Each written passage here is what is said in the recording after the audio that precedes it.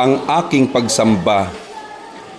Kung ako lamang po ang iyong tatanungin, anong relihiyon ang aking susundin, ay wala talaga na kung ano't alin, kundi ang konsensyang bigay ng Diyos sa akin na siya ang nagtatag sa aking damdamin.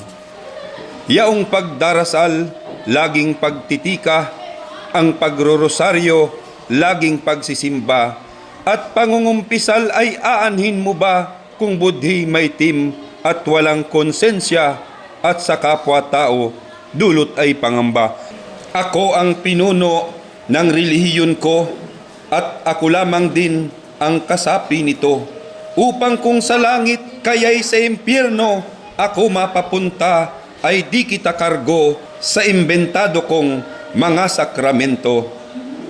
Pag-ibig sa kapwa't pagtulong sa iba, ang tanging paraan ng aking pagsamba sa Diyos Espiritu, sa Anak, sa Ama, at ang simbahan ko ay walang pintura, subalit may kulay na di nabubura.